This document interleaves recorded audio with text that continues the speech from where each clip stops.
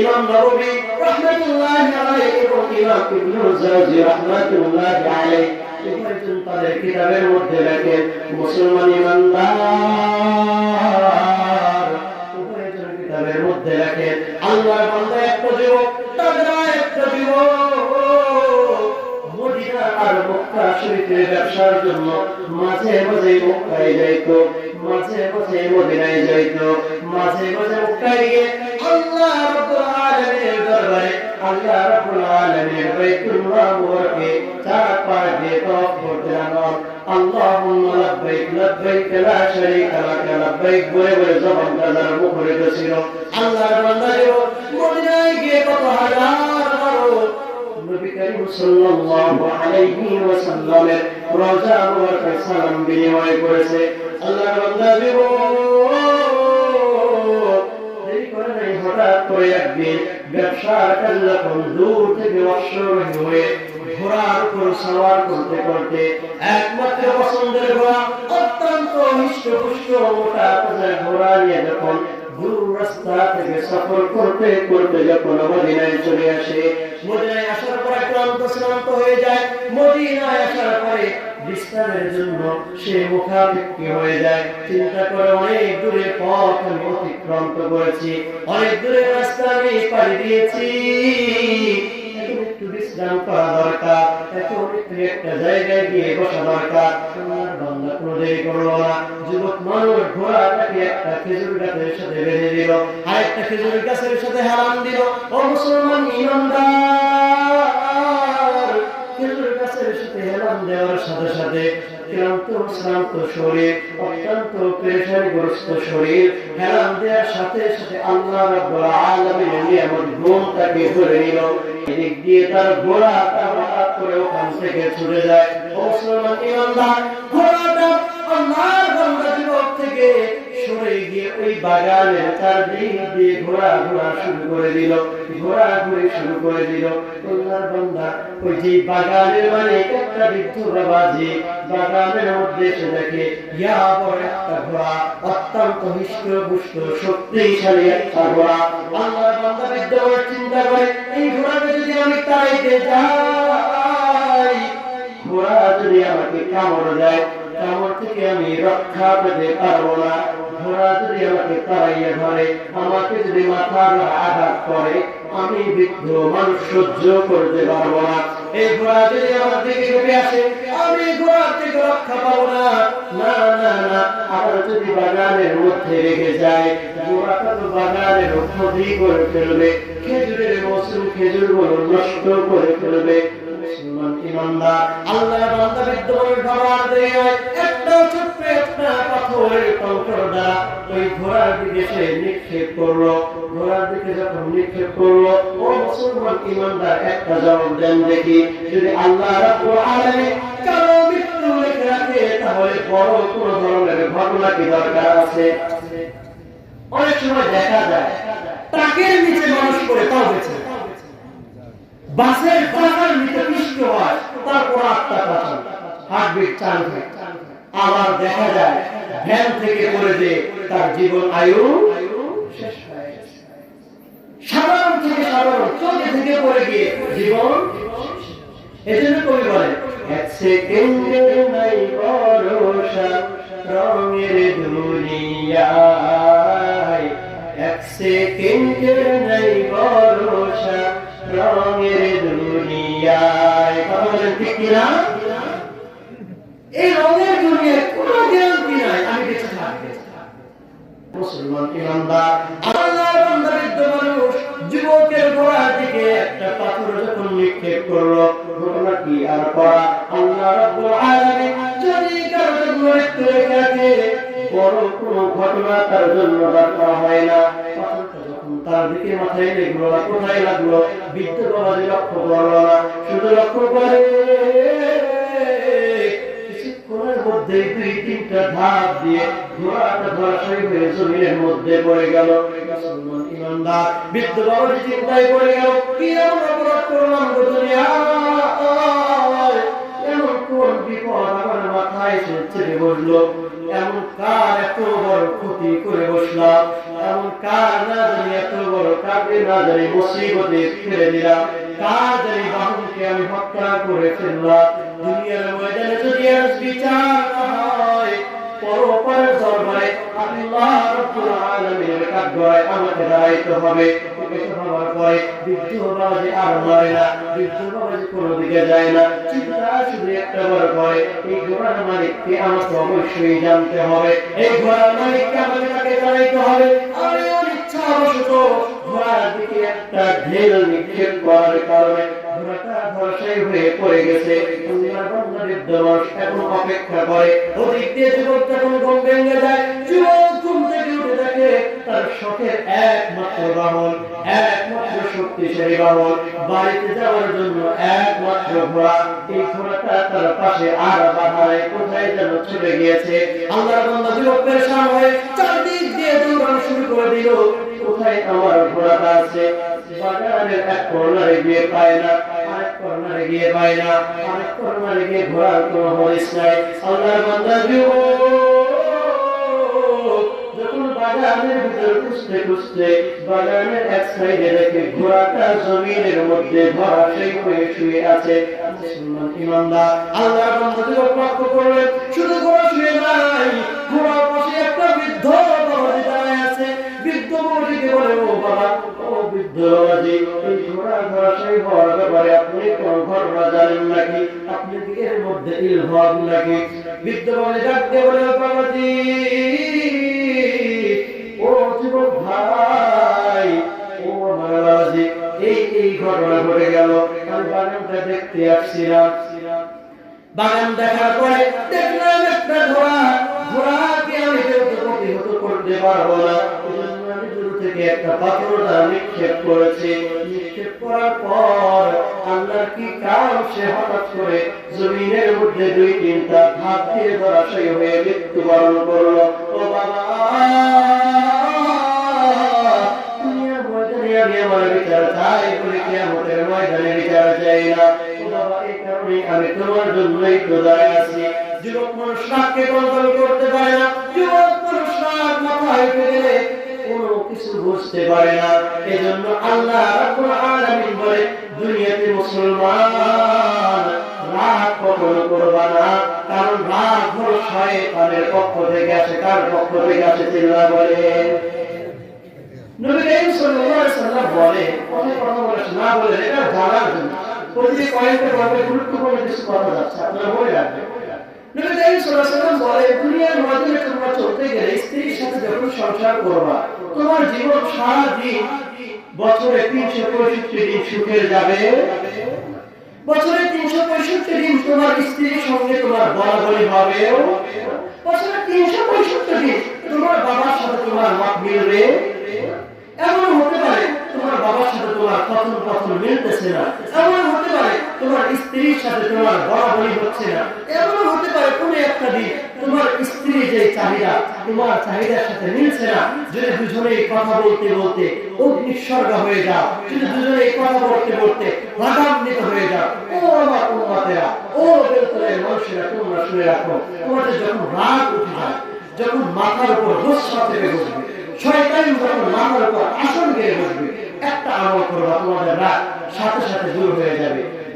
এই আমলটা আমরা শিখতে চাই কিনা? বলে শিখতে চাই না। কারণ আমরা তো সবাই চাই আমাদের সংসারটা সুন্দর হোক, আমরা তো সবাই চাই আমাদের ছেলে মেয়েদের সাথে আমরা এই হট্টগোল ঝগড়া বিবাদে না জড়াই। আমরা তো চাই সারা জীবন মৃত্যু পর্যন্ত স্ত্রীর সাথে কোনো যেন ঝগড়া বিবাদ মনোমালিন্যতা না আসে, এটা আমরা চাই কিনা? বলে আল্লাহ রাসূল বলেন, যদি তুমি চাও যখন তোমার রাগ উঠে যাবে, যদি তুমি খাটের উপর থাকো, সাথে সাথে খাট থেকে নেমে মাটির উপর দাঁড়াও, খাট থেকে নেমে ফ্লোরের উপর দাঁড়াও।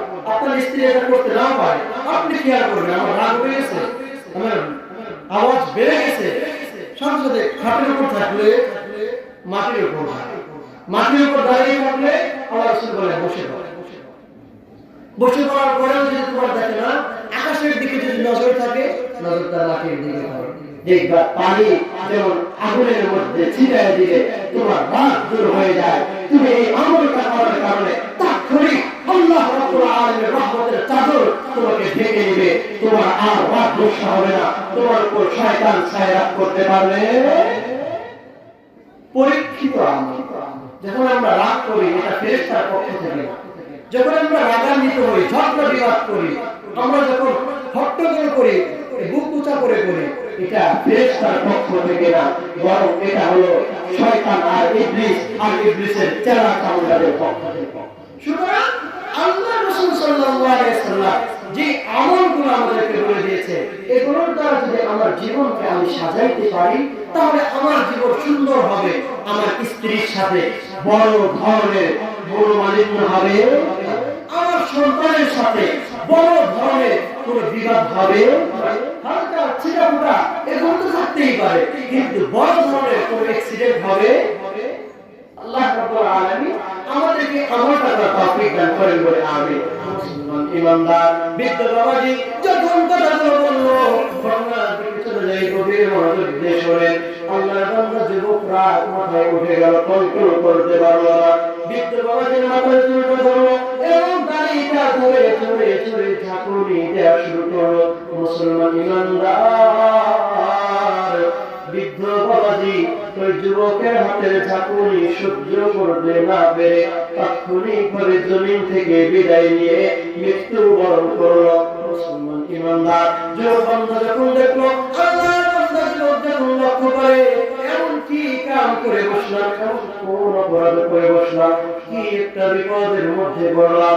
মক্কা মদিনায় কতবার না এসেছি, কতবার না মদিনার রওজার মোড়কে নবী করিম সাল্লাল্লাহু আলাইহি ওয়াসাল্লামের দরবারে সালাম বিনিময় করলাম, কতবার না মক্কা শরীফে বাইতুল্লাহকে তাওয়াফ করলাম, কতবার না আমি নিজের মায়ের সেবায় নিয়োজিত ছিলাম, এখনো পর্যন্ত মায়ের সেবার জন্য ব্যবসা করতেছি। মুসলমান ইমানদার আল্লাহর বান্দা চিন্তা করা শুরু করে দিল, এমন কি অপরাধ করে বসলাম,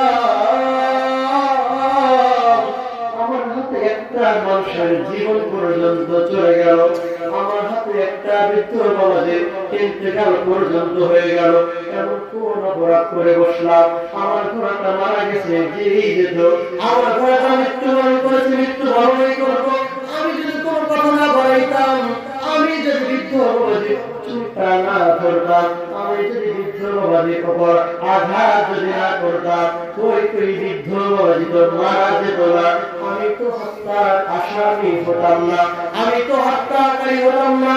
আজকে যদি দুনিয়ার ময়দানে আমি যদি আল্লাহ রাব্বুল আলামিনের জন্য আল্লাহ বিচারে যদি আমি দুনিয়ার বিচারে যদি আমি সম্মুখীন না হই, পরপারের ময়দানে আল্লাহ রাব্বুল আলামিনের কাঠগড়ায় দাঁড়াতে হবে, কঠিন বিচার হবে হাসরের ময়দানে, আমি তো জান্নাতে যেতে পারবো না।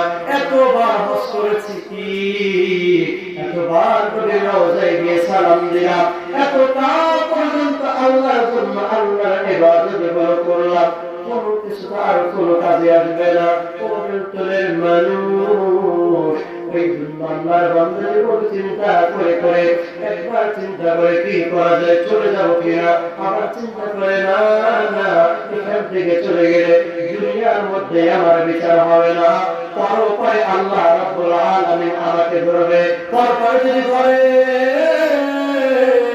জাহান্নাম ছাড়া আমার কোনো গতি হবে না, এক পায়ে এখান থেকে বিচ্ছুরি করা যাবে না। আল্লাহর বান্দা যখন দাঁড়িয়ে আছে, এদিক দিয়ে যখন জোহরের নামাজ পার হয়ে যখন সূর্য যখন ধরে গেল, আল্লাহর বান্দা ওই বৃদ্ধর দুইটা সন্তান ছিল, দুইটা সন্তান চিন্তা করে, বাবা না সকালবেলায় বাগান দেখার জন্য বাগানের মধ্যে চলে গেছে, বাবা সকালবেলা বাগান তদারকির জন্য বাগানের মধ্যে চলে গেল, কই আর তো এখন পর্যন্ত আব্বাকে দেখতেছিলাম।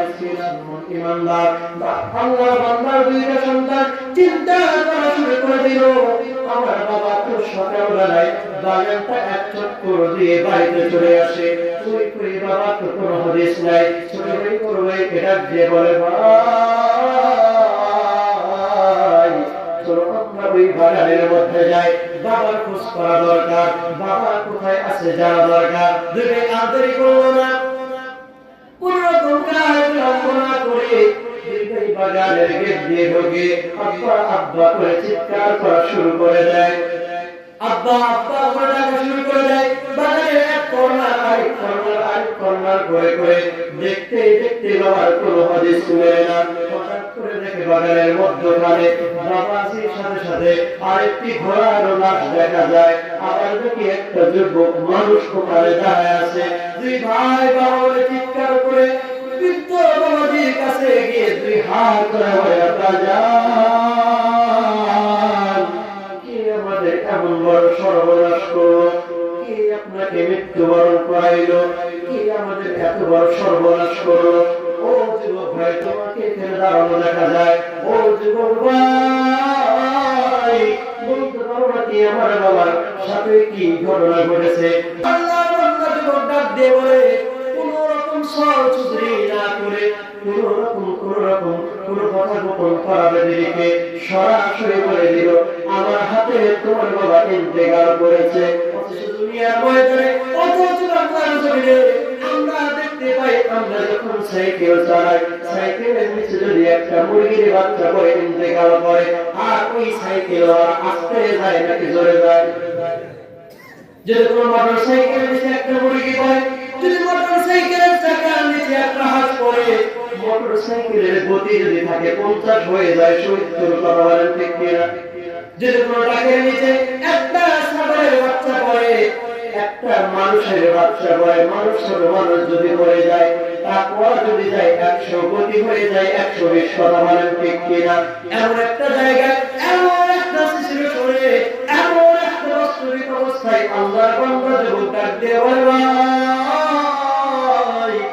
আমার হাতে তোমার আব্বা ধরাশায়ী হয়ে গেছে ও ভাই আমি বিচার চাই দুনিয়ার ময়দানে আমার বিচার হয়ে যা আল্লাহর বান্দা বৃদ্ধা দুইটা যুবক দুইটা সন্তান যুবকের দুইটা হাত জোর করে ধরে ডাক দিয়ে বলে চলো ওমরের দরবারে যাই চলো খলিফাতুল মুসলিমের দরবারে যাই চলো আমিরুল মুমিনের দরবারে যাই ওখানে গিয়ে তোমার আযাব হবে তোমার বিচার হবে তোমার শাস্তি পাশ করা হবে আল্লাহর বান্দা ডাক দিয়ে বলে ভাই দুপুর থেকে নিয়ে এতক্ষণ পর্যন্ত দাঁড়িয়ে আছি তো বিচার হওয়ার জন্য আর দেরি নয় চলো আমি ওমরের দরবারে যাব চলো খলিফাতুল মুসলিমিন ওমর ফারুক রাদিয়াল্লাহু তাআলা আনহুর দরবারে যাব আল্লাহর বান্দা বৃদ্ধা দুইটা যুবক দুইটা সন্তান যুবকের হাত ধরে নিয়ে ওমর ফারুক রাদিয়াল্লাহু তাআলা আনহুর দরবারে উপস্থিত হলো উপস্থিত হওয়ার পর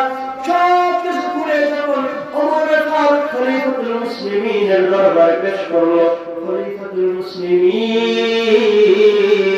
ওমর ফারুক রাদিয়াল্লাহু তাআলা আনহু বলে ও আল্লাহর বান্দা যুবক তোমার বিরুদ্ধে যেই মামলা দায়ের করা হয়েছে বলো তুমি এই কথাগুলো সত্য নাকি মিথ্যা ইমানদার আল্লাহর বান্দা কোন রকম সরচুরি না করে আল্লাহর বান্দা কোন রকম মিথ্যা আশ্রয় না নিয়ে সরাসরি বলা দিয়ে শুরু করে দিল ও খলিফাতুল মুসলিমিন ও আমিরুল মুমিনিন ওমর ফারুক রাদিয়াল্লাহু তাআলা আনহু ও হে নবীর সাহাবী আল্লাহর বান্দা যে সকল মামলা আমার বিরুদ্ধে দায়ের করেছে তার সব পুরো 100তে 100 সঠিক ও মুসলমান ইমানদার আল্লাহর বান্দা যখন কথাগুলো সত্যায়ন করলো আল্লাহর বান্দা যখন ঘটনাটাকে নিজের সত্যায়ন করে যখন সিলমোহর করে দিল আমিরুল মুমিনিন খলিফাতুল মুসলিমিন ওমর ফারুক রাদিয়াল্লাহু তাআলা আনহু ডাক দিয়ে বলে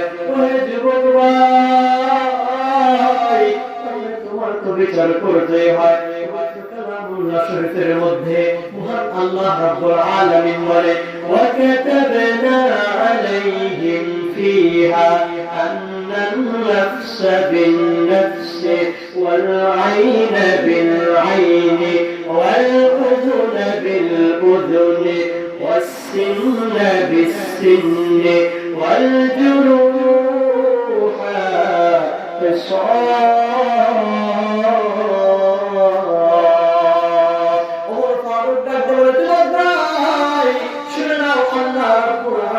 পবিত্র কালামুল্লাহ শরীফের মধ্যে বলে দিলেন, দুনিয়ার মানুষ তোমরা শুনে রাখো, যদি কেউ কাউকে হত্যা করে, যদি কেউ আরেকজন ব্যক্তিকে মেরে ফেলে, অপর ব্যক্তিকে যদি সে আঘাত করে তার কারণে যদি মারা যায়, একজনের বদলায় তাকেও মৃত্যুবরণ করানো হবে, তাকেও মৃত্যুদণ্ডের আইন পাশ করা হবে, তাকেও ফাঁসির কাস্টে ঝুলাতে হবে।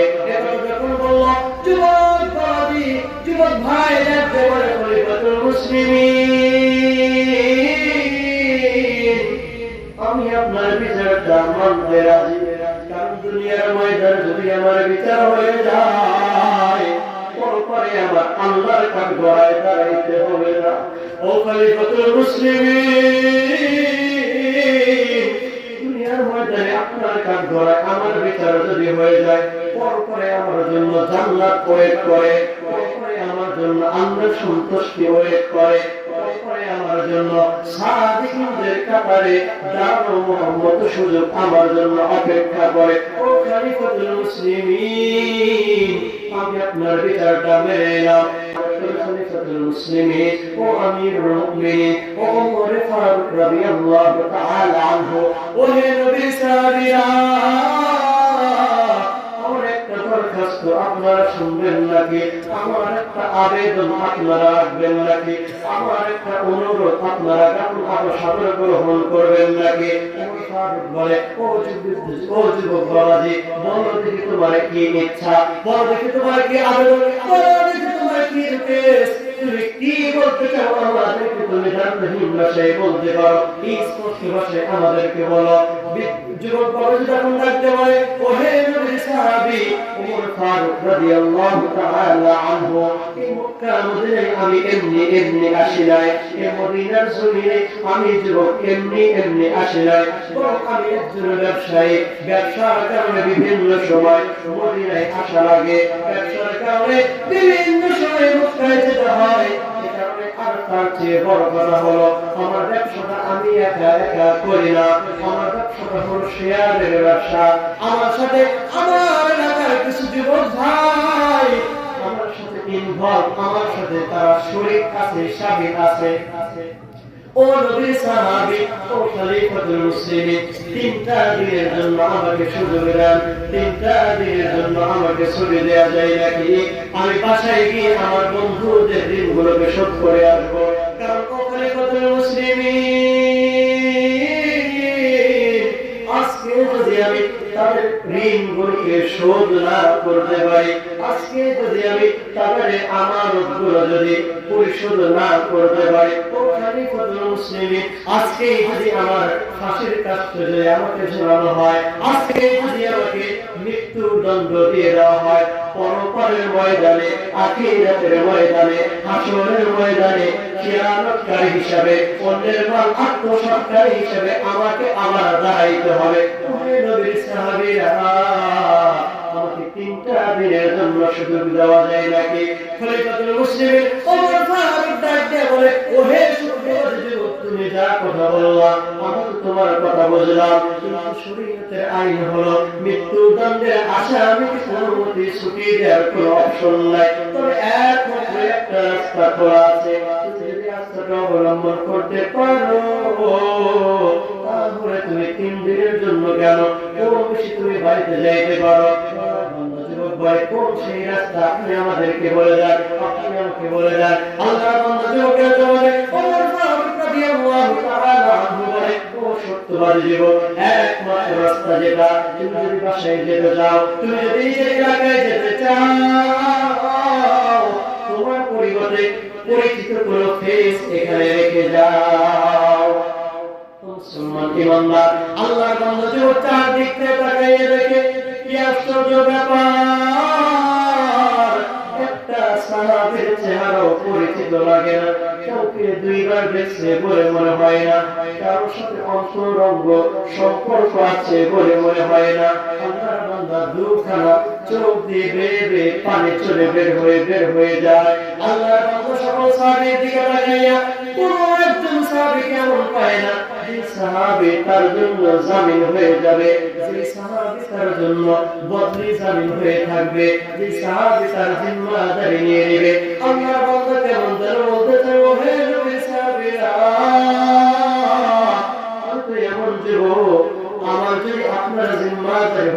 কোনো টেনশন করতে হবে না। আমি এমন যুবক, আমি মিথ্যা আশ্রয় নেওয়ার সুযোগ থাকার পরেও মিথ্যা কথা বলি নাই। নবীর সাহাবিয়া, আমার জিম্মাদারি আপনার হয়ে যান, কোনো টেনশন করতে হবে না। কারণ আমি এমন যুবক, আমি যদি মিথ্যা বলতে চাইতাম, আমি যদি পালিয়ে যেতে চাইতাম, পালিয়ে যেতে পারতাম। মিথ্যা বলতে চাইলে মিথ্যা বলতে পারতাম। নবীর সাহাবিয়া, আমার ব্যাপারে যদি আপনার জিম্মাদারি নেন, কোনো বিকৃত হবে না, টেনশনের কোনো কারণ নাই। কোন সাহাবী তাকে চেনে না, অপরিচিত ব্যক্তি হওয়ার কারণে কোন একজন সাহাবী খলিফাতুল মুসলিমিনের দরবারে সাহস করে বলতেছে না, এরজামিনটা আমি নিলাম।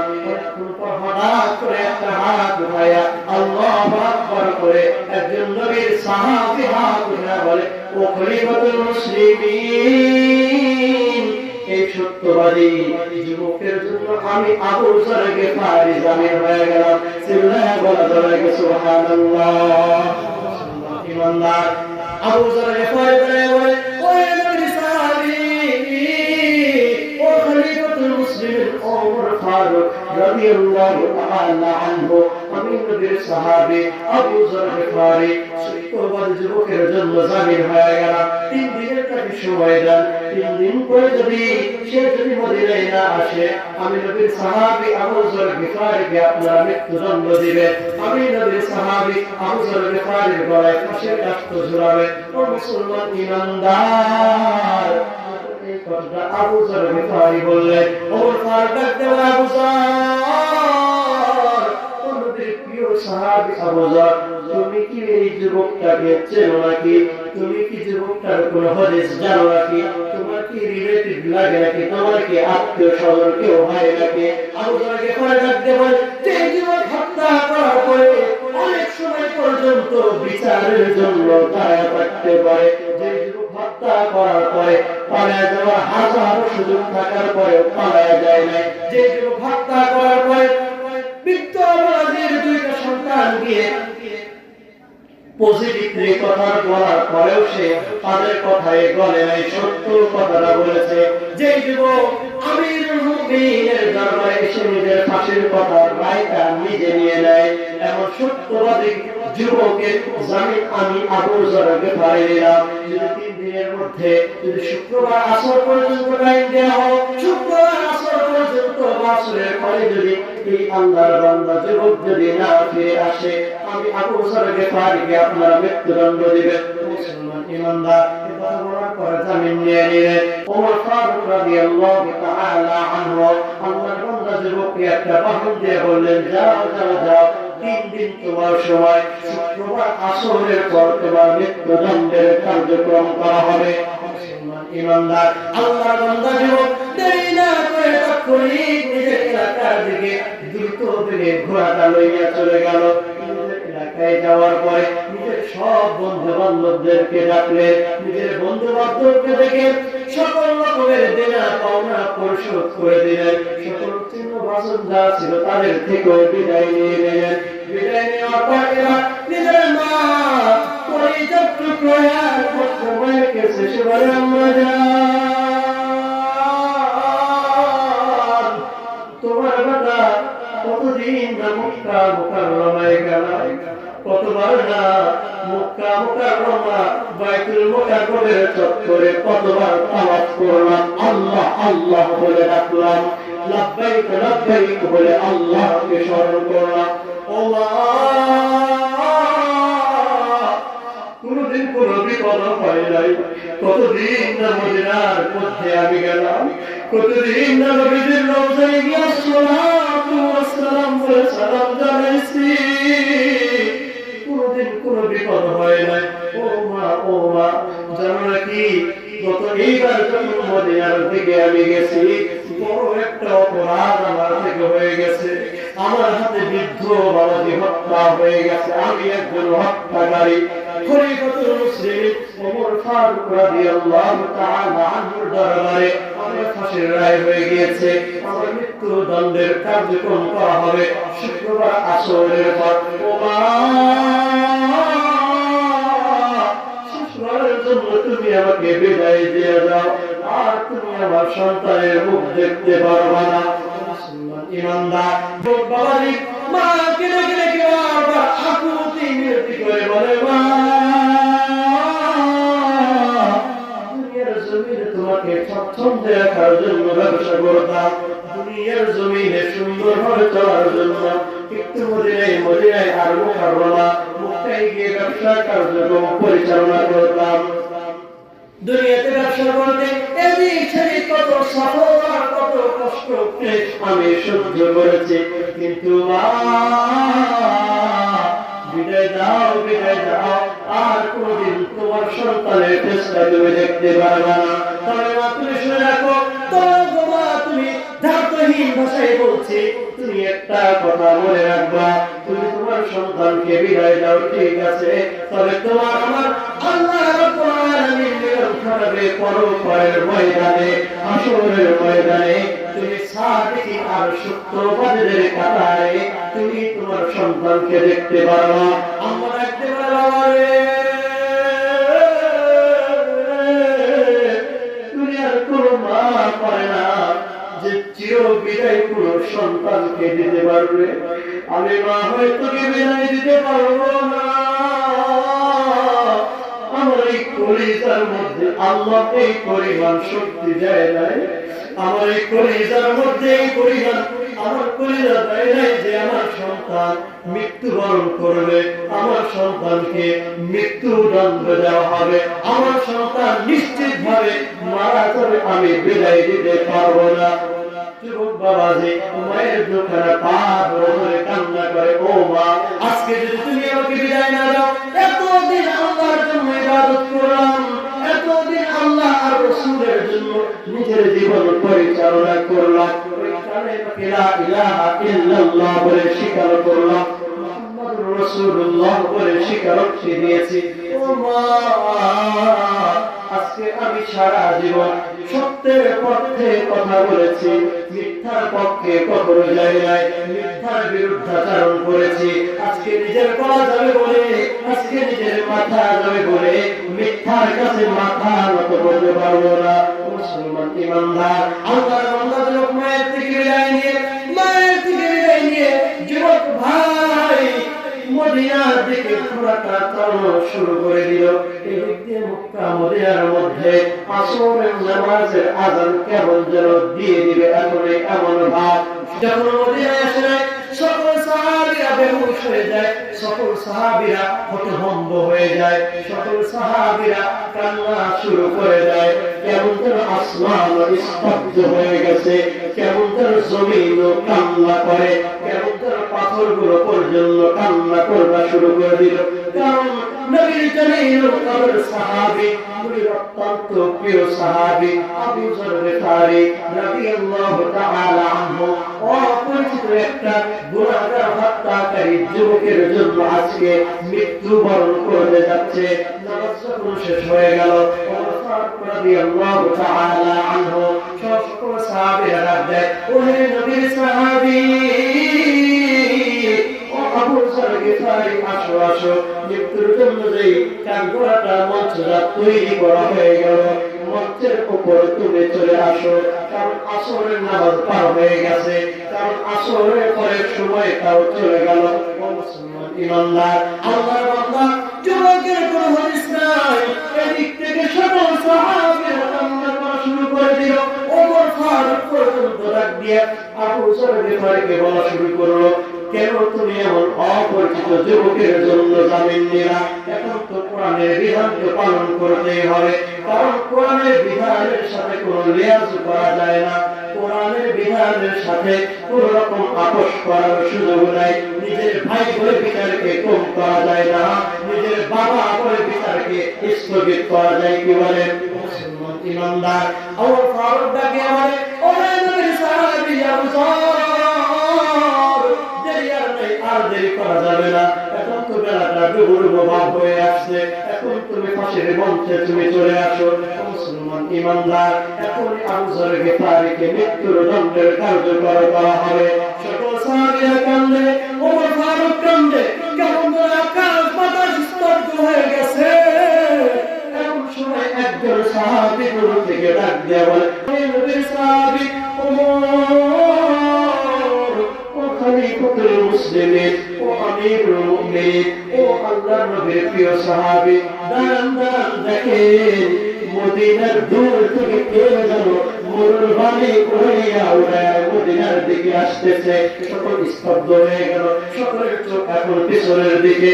ওই দেখা যায় একটা যুবক আসা যায়, দেখা যায় একটা ঘোড়া আসতেছে। মুসলমান ইমানদার যখন ঘোড়াটা সামনের দিকে আসে, সকল সাহাবীরা যখন ঘোড়ার দিকে তাকাইয়া দেখে এটা অন্য কোনো আগন্তুক কোনো ব্যক্তিরা, সাহাবীরা, নবীর মদিনার কোনো মানুষ না, কারবার কোনো মানুষ না, বরং সেই যুবক যাকে যার জন্য নাকি আবু যর গিফারী আজকে মৃত্যুদণ্ডের আসামি হয়ে আছে। ইমানদার এমন সত্যবাদী যুবককে দেখে সকল সাহাবীরা অবাক হয়ে গেল। কারণ 3 দিন আগে যখন এই যুবক বাবা যখন ডেকে ডেকে বলছিল, ওহে নবীর সাহাবীরা, আমার জন্য জামিন হও, আমার জন্য জামিন হলে টেনশন করতে হবে না, আমার জন্য জিম্মাদারি নিয়ে নাও, আমার বদলে তোমরা কেউ হয়ে যাও। কারণ আমি এমন যুবক পালাই নাই, আমি এমন যুবক মিথ্যা কথা বলি নাই। আমরা কোন সাহাবী তো তার কথাটা গ্রহণ করি নাই। আবু যর গিফারী রাদিয়াল্লাহু তাআলা আনহু গ্রহণ করার কারণে আল্লাহর কাছে অনেক বড় একটা মর্যাদা পেয়ে গেল। সকল সাহাবীরা এমন সত্যবাদী যুবককে দেখে কান্নায় দুচোখ ভেসে পার করে দেওয়া শুরু করলো।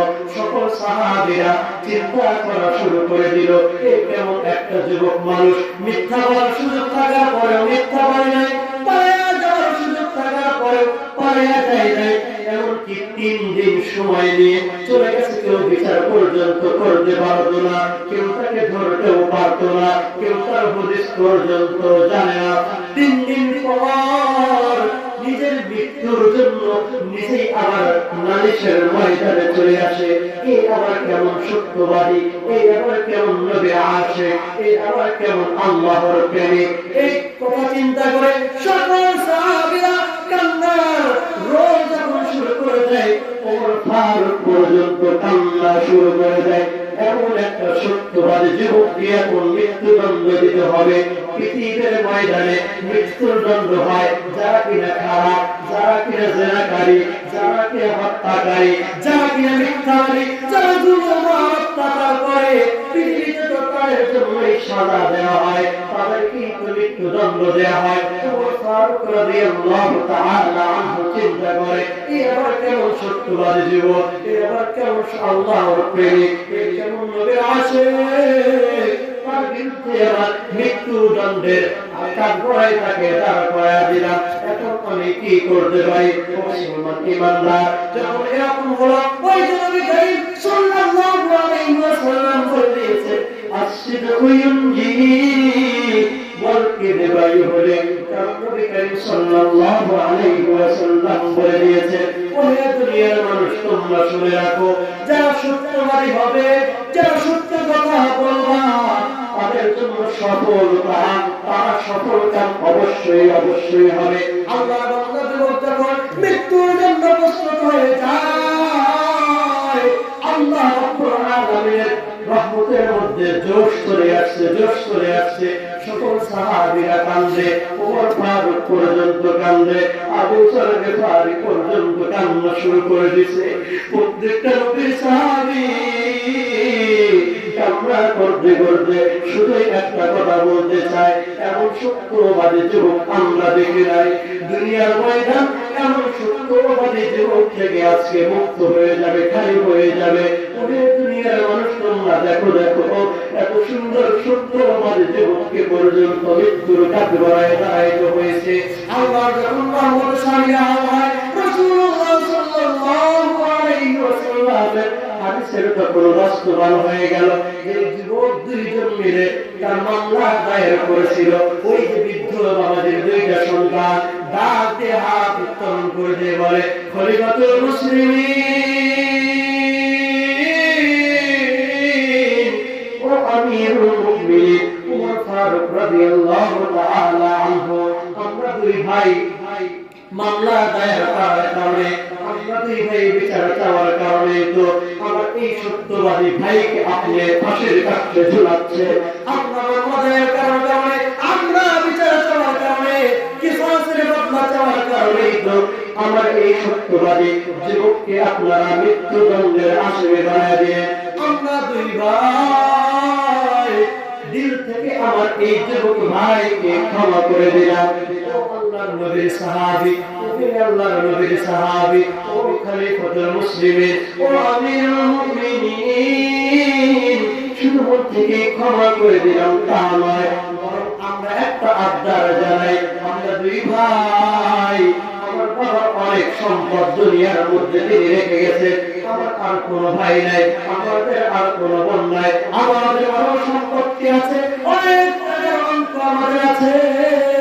সুতরাং এই এমন সত্যবাদী যুবককে আমরা হাত ছাড়া করতে চাই না, বরং এই সত্যবাদী যুবককে আমাদের ভাই বানায় দেন। ভাই একবার জোরে বলে সুবহানাল্লাহ।